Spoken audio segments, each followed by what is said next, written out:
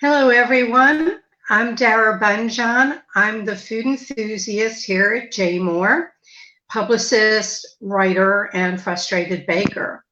I want to welcome a new sponsor to the show. The program is being brought to you by Meals on Wheels. For 60 years, Meals on Wheels of Central Maryland has provided nutritious meals and personal connections for so many in our community in good times and in the challenging times as well. To apply for meals, volunteer, or make a donation, visit mealsonwheelsmd.org. I'm thrilled to have our guest today. The guest is Dan Rodricks, longtime columnist for the Baltimore Sun and also handles the podcast there, roughly speaking. Dan was WYPR's midday host for, I think it was 7 years.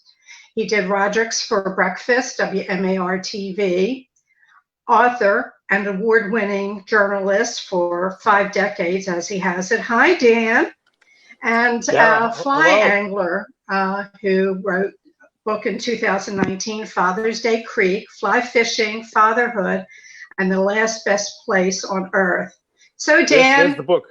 There's the book. You're prepared. Well, it does have, it's called Father's Day Creek, and Father's Day is coming up, so there it is. Absolutely. That's great. So, Dan, what's cooking in the Roderick's kitchen?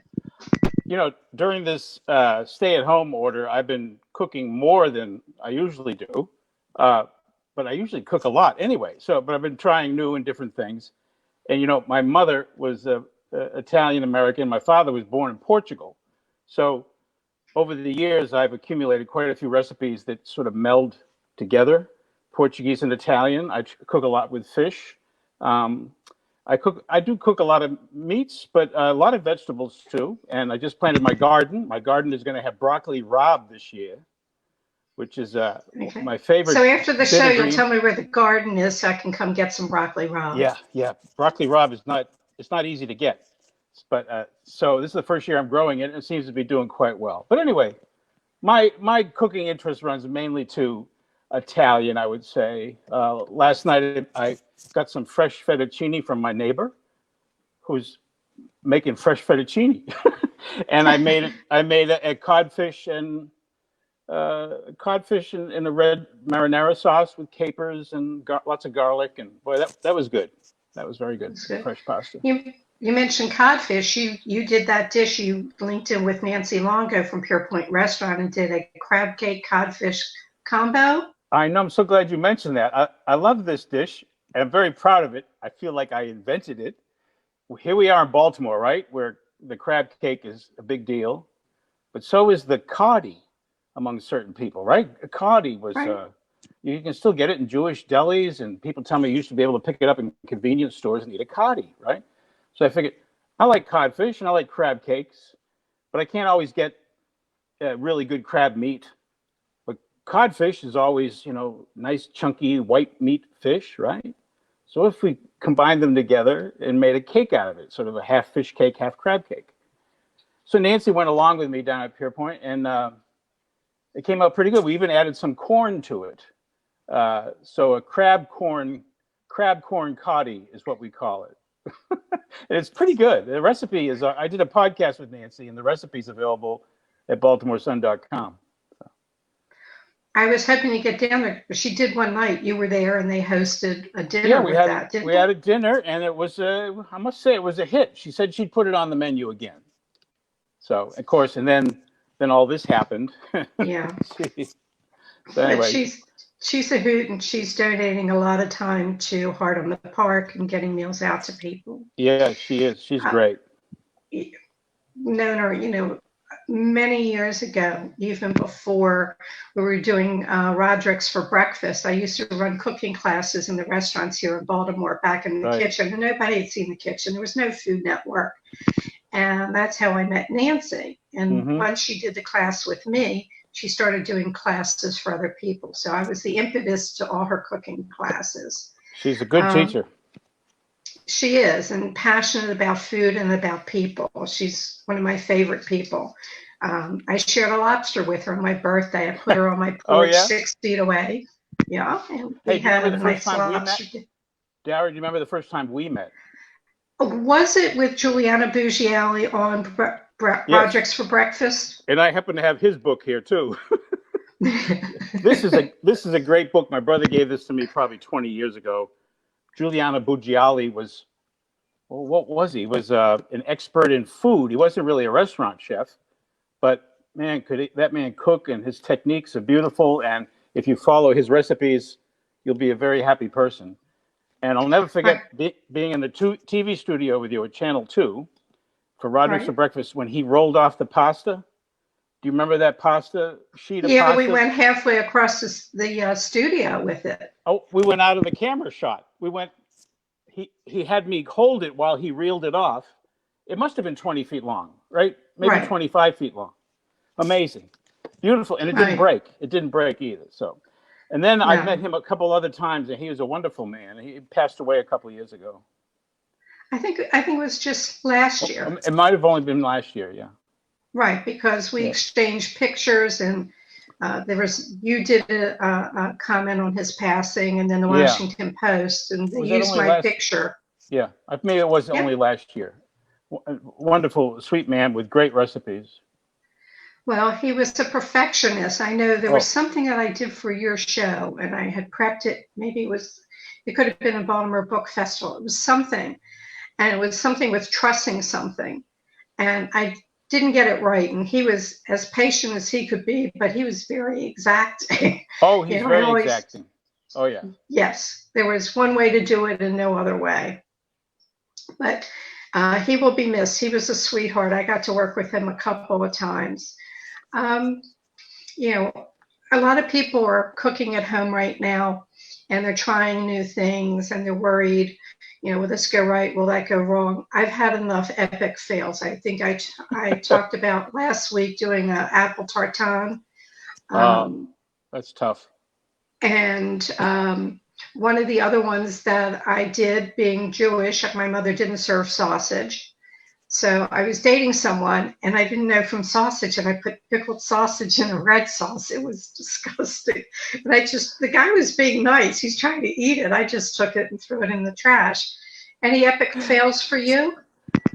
Well, you mentioned baking. You have a tough time with baking, and baking is tough. You talk about being precise. You really do have to be precise. So I got into watching the British baking show. I really enjoyed it. Yeah, it's a great show. And it got me the bug for baking. So the last year or so, I started baking birthday cakes from scratch for my son, my daughter, my wife, and myself. And, wasn't bad. But you really got to be precise. And maybe it's more exacting and precise than I want to be. Because, I like cooking Italian food where maybe you don't have to be so exact, unless, of course, you're Giuliano Bugiali. So, yeah. So that baking remains a challenge. Recently, I tried tartare, which is like an Italian cracker. Am I pronouncing that correctly? I get the right word. It's those little peppery Italian crackers. You bake them in a ring. It's like a breadstick in a ring, but very peppery. And I found a Okay. simple recipe for that. That involves a lot of olive oil and flour, and those came out pretty well. Those are really tasty. Goes nice with a glass of wine. I'm just looking over here and trying to get the laptop to work. It's ancient, and see if we have some comments and questions in here. All right. Should I mention? Go ahead.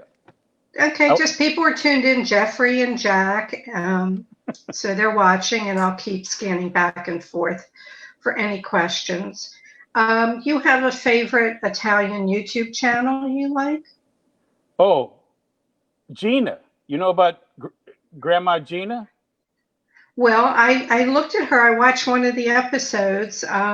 She was doing chicken cacciatore.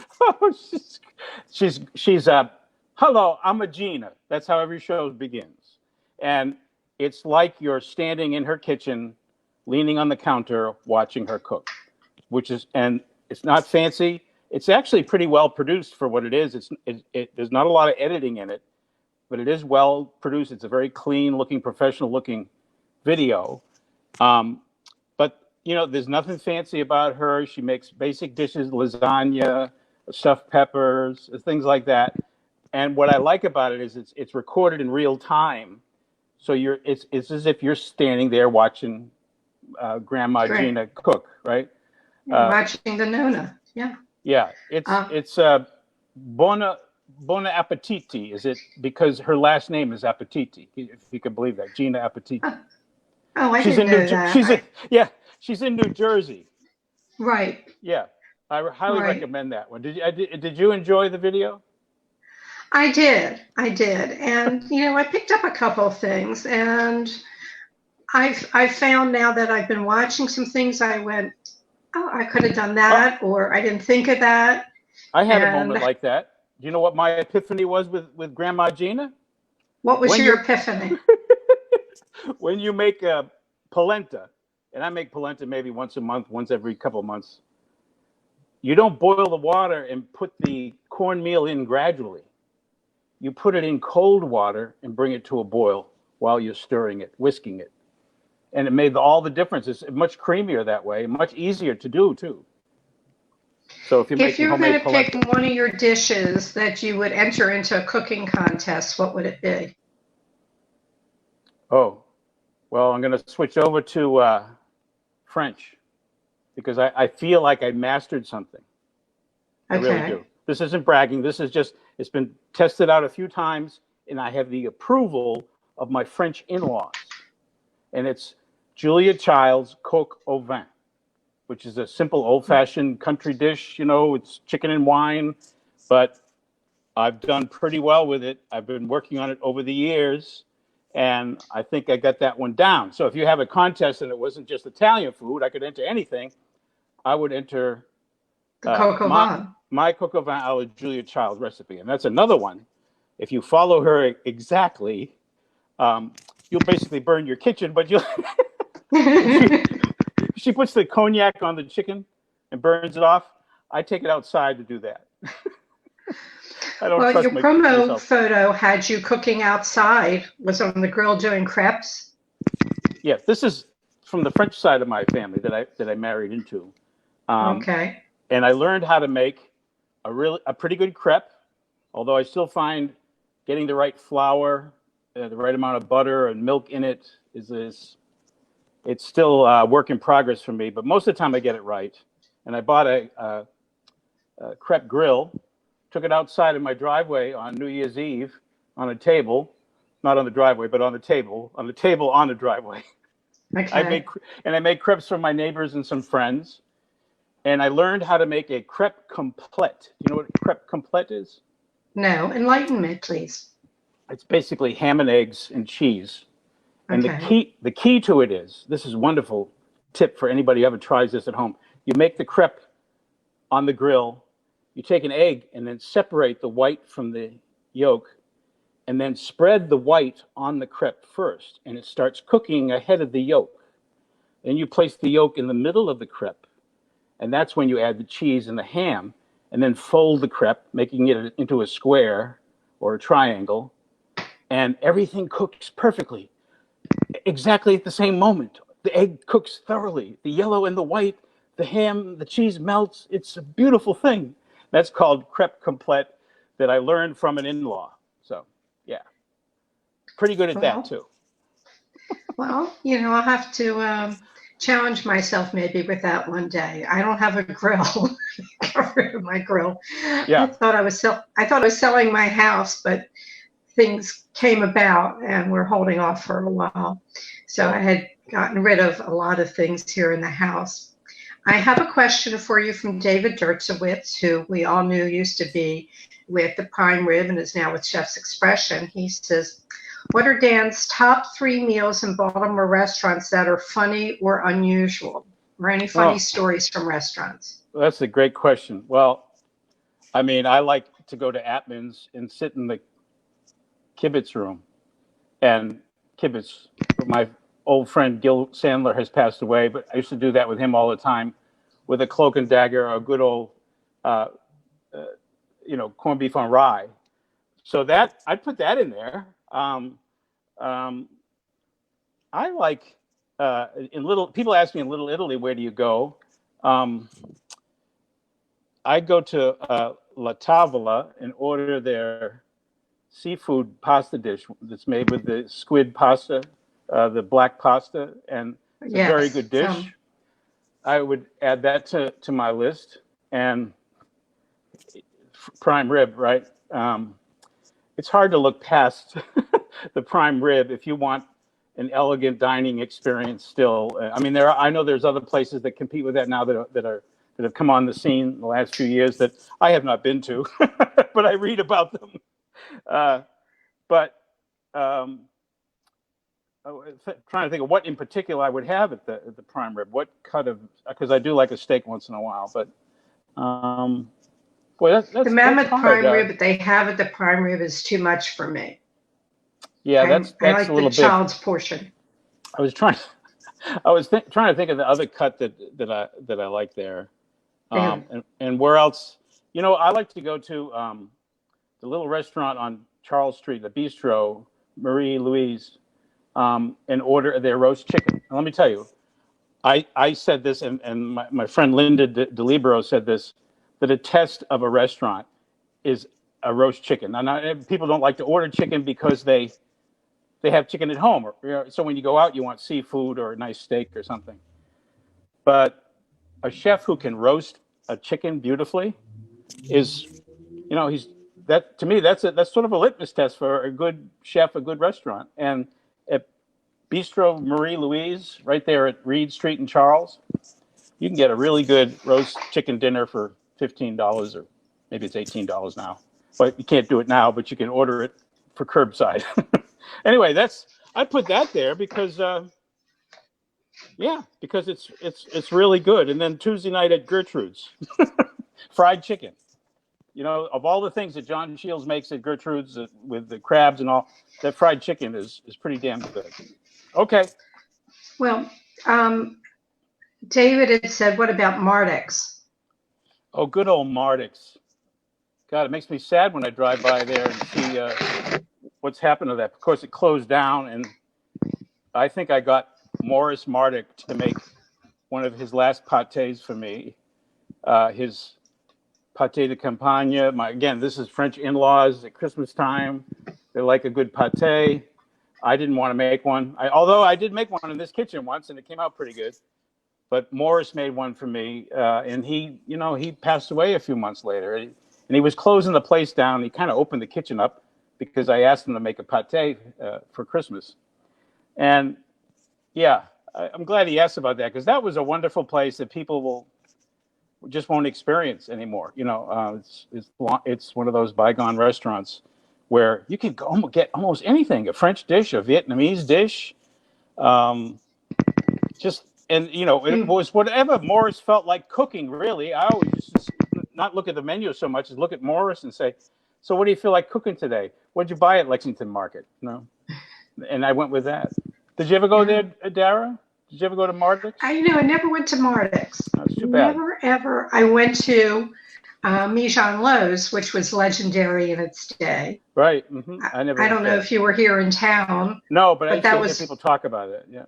Yeah, we used to, I remember I think it was like high school or right out of high school, that you walk up the flight of steps, and if it was a wait, you were sitting on the steps waiting to go in. You had, Irene was the only waitress, and it was funky. I don't know how great the food was, but it was an experience to go there, and it was right near where the Beat Experience was, on Mulberry Street. Now, I haven't done Mardix. I can't say I've been to every restaurant here in town because they keep replicating. The scene has definitely grown. When I was doing the Epicurean Club and doing the classes in the restaurants, it was the Brass Elephant, it was Pierpoint. These were the leading restaurants of the time. And just things have changed so much. It's hard to keep up with it. It's hard to keep up with it, I think. Well, I get invited, or I did, because even at my age, I'm an influencer, and I get invited to different restaurants to, promote and use my Instagram. This earphone keeps falling out. Let's talk about fly fishing. Oh, okay. Okay. Was this the thing that started with your father that you went fly fishing? Because my father was a fisherman and he had 2 daughters who could fish. Didn't deter him. We went out fishing. That's good. But actually, this book is a kind of a memoir of fishing my whole life as a kid with my father, but not fly fishing. And it's about why I got away from fishing for a while. I didn't want to kill fish anymore. I wasn't getting any enjoyment out of it. And sometime in the early 90s, well, I guess it was 1990, so it's been about 30 years, around the time my son was born, I took up fly fishing. I forget exactly how I got into it, but it was a way for me to get back into the environment of the trout, which is a beautiful environment. Trout can only live in cold water, clean water, rivers that have a beautiful tree canopy over them, that stay cool even in the summertime. So when you're fishing for trout, which is what a lot of fly fishermen do, you can fish for any kind of fish with a fly rod, but I like to fish for trout. So it was more than just like catching fish. It's about the experience of having a place that you go to where you can it's like a sanctuary. It is. This book refers to Father's Day Creek. That's a fictional name for a real place in Pennsylvania where I spent the first 20 years of fly fishing. Every Father's Day, I would go there and fish on Father's Day in this place. And so that it's a memoir about why we fish that way. And it's also about what I discovered about fatherhood, about being a son, about being a father. It explores my relationship with my own father. And I refer to this sanctuary as the last best place on earth, because I don't know if you have a place in the outdoors that you go to that you like to go to once a year, visit from time to time, but you feel like, if I had to lay down and go, if this was my last day on earth, this would be a good place to spend it right here. This would be the place. So that's what that book is about a lot of those things. I think links to that, everything will either be rolling up, or when this goes to jmoreliving.com, there'll be links to your book and where people can purchase it. Oh, nice. And also connections. If you're just tuning in right now, we are here with Dan Rodricks, the infamous Dan Rodricks, columnist, author, and social commentator. How did I get infamous? Where did infamous come from? What happened there? Well, what can I say? I thought it was a good word. And it came up on my word for the day, and I wanted to use it. Oh, okay. That's good enough for me then. All right, the infamous notorious Dan Rodricks. Notorious. You like notorious. Okay. Let's talk about right now, and it might not have anything to do with food, but I have a trivia question for you. Oh, wow. You've been writing, during COVID, you've been writing these Baltimore trivia questions. And each week you put up a column and people are challenged to answer it. And if they're online, you find out if you're doing it right or wrong pretty quickly. Right. I averaged about 9 out of each one of them. That's pretty good, Dara. 9 out of 15. Right.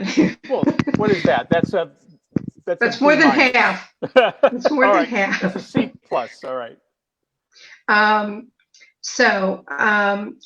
This just a little bit. Talking about trivia, I'm speaking with my girlfriend yesterday, and she says, "You were around 60 years ago, weren't you?" Yes. She says, "Do you remember this company that did like ices?" I said, "Fisk." And I said, they used to be frozen ices. I don't know if you ever heard of them or not. Are you saying Fisk? F-I-S-K? Fisk, F-I-S-K-E. Well, see, I got to Baltimore 40 years ago, so... Were they around 40 years ago? Should I have been paying attention to that? I don't think so. But as a young child, I remember my mother, it would be like figures, like a doll or a dog or something like that. And a friend remembered getting ice cream, frozen balls, and it gets sent to you with dry ice. Mm-hmm. And it had totally went out of my mind, and she's, I can't find it. I said, did you put an E on the end of it? So she found it. So just anybody who's listening who knows about Fisk, drop us a note. I'd like to know more about what you remember, or if you have a photograph from way, way back 60 years ago of one of these ices. I would love to see it. I have a faint memory of it. But my tidbit for you for your trivia column is that in 1939, there was a patent for a crumber, C-R-U-M-B-E-R, and it came from Miller's. The things they scraped the tabletops to get the crumb, that was here in Baltimore at Miller's restaurant. They invented the crumber. Right, the name was John Henry. And it had been, they took it over Snyder's German Cafe, then they named it Miller's German Cafe, and then Miller's. And in 39, they patented the crumber. So you can put that in your little thanks column. a lot. There's a lot of things that were invented in Baltimore, and I hadn't seen that one. Thank you. I'll use that in the future. Okay. By the way, I have a quiz question for you. Okay, I'll fail, but go ahead. Can you name, I have a 50-50 chance. Can you name the 5 classic Ks of a Jewish deli? The 5 Ks of a Jewish deli. Knishes, Knedlock. Good. Corned beef is a C. Hot dog. What is a Jewish deli? I got Knishes, Knedlock. No, I can't. But then I flunked Hebrew schools. Did you say Kishka? Oh, I didn't say Kishka. Who stole the Kishka? Who stole the Kishka? Kishka, Kreplach. Okay. How about Kugel? Okay. Knish. And I always put in kippered herring because I realize it's 2 words. But that's how I cheat. But there's another K. There's another K somewhere too. Knedlock, which is matzo balls. Oh, there you go. K-N-A, Knedlock, I think they call it. You did it. You only needed help with the Kishka. Have you ever had Kishka, by the way? Yes. Stuffed derma. Yeah. Yeah, it's amazing. I also want to remind people or talk about that there's a program now to save the Baltimore Sun. Would you like to talk about that? Yes, I would, and thank you for asking about it. We have a campaign going called Save Our Sun, and when I say we, I mean the Newspaper Guild, the union that covers reporters, photographers, and some other people in other trades at the Baltimore Sun. It's our union. It's the Able Foundation, the Goldsecker Foundation, and other people who want to see local ownership return to the Baltimore Sun. We're making a serious pitch to the Tribune Company to sell the Sun to us and form a non-profit entity to run the newspaper. So it'll be a non-profit, and you'll say, okay, it's a non-profit, so what? It's a big so what, because if we're a non-profit, we can do more journalism, more local journalism than we're able to do now with the staff that we've had. We've had a lot of staff cuts. We've had, and it's not just because of COVID either. This is before that. Freezes on salary increases, and we've lost some good reporters to other places to go into other lines of work or to other newspapers for better pay. Lost some good people, and yet we won a Pulitzer Prize this year for local reporting. So we want to continue that. We want the newspaper to be locally owned, nonprofit, much better model, we think, for journalism going forward. The idea of trying to squeeze profit out of a newspaper it can only be done by cutting staff. And if you cut staff, Dara, you don't. Michael Phelps is in the Olympics, and the Baltimore Sun's reporter should be there. We shouldn't be counting on someone else to cover that. That he's our hometown guy. Our own photographer should go. The Orioles go on a road trip. We should be able to send our own photographer. We should do more things like that. And also, just one last thing about this on local news. If you don't have eyes on local government, local businesses, the community, if you don't have enough eyes watching, you miss things, and people get away with stuff. And We just need to have more eyes, more feet on the ground, more eyes on government and business and the community in general. And I mean the whole region. I don't mean just Baltimore City. Right. So that's what we hope to accomplish by Save Our Sun. So, we have a website, saveoursun.org. People can sign our petition, which is a petition to the Tribune Company to consider selling us. And they have a serious financial offer in front of them this time. So I hope it happens. Well, so do I. It's a paper that I grew up with. It's been around forever. We don't want to see it go. We used to have two issues a day. We used to be able to do a lot more because we had a bigger staff. We have young, very enthusiastic reporters. They are real scrappy kids. I call them kids because they're half my age, and they really work hard, but they're doing the work of 2 and 3 people. Thank you for asking about it, Dara.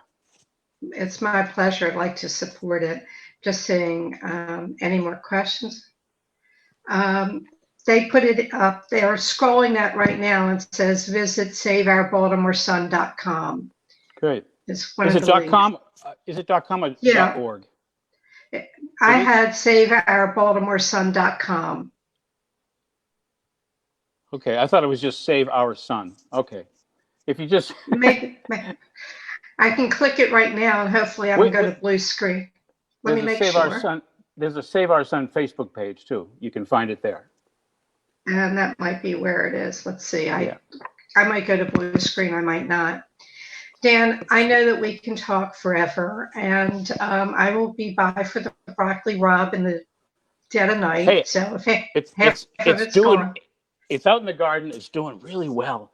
I got my fingers crossed. Yeah. Okay, and you do it like with olive oil and garlic? Yeah, that's all I ever do. Although I came across a recipe for lasagna, a bechamel lasagna with broccoli rabe in it. Yeah, so I might try that this year. I thank you so much. I hope our paths cross again sometime soon. Yeah, same here. And we break bread and stay well, stay safe. That's for everybody. Wear your mask. And Dan, I thank you so much. And thank you, Dara. I enjoyed this. And I just want to talk, we were talking about gardening, and I just want to remind people here in Pikesville, the Pikesville's Farmers Market is opening June 2nd. Details are on the jmoreliving.com page, and of course they're doing all the social distancing that is necessary. There will be a link on the JMOR page, and might have scrolled up possibly, link to all the Maryland's farmers market so you can see who's open and you can access the freshest food. I want to thank again Meals on Wheels for sponsoring this show. For 60 years, Meals on Wheels of Central Maryland has provided nutritious meals and personal connections for so many in our community in good times and in the challenging ones. To apply for meals, volunteer, or make a donation, visit mealsonwheelsmd.org. As always, I thank you for joining in. Dan was a great guest, and I didn't doubt that for a minute. This will be up on the YouTube channel, jmoreliving.com. If you want to reach me, you can email me at food@jmoreliving.com. My Instagram is @DaraCooks. As always, may your plates remain full. Thank you for joining us. Thank you for sharing this show and making it grow. Have a very good week.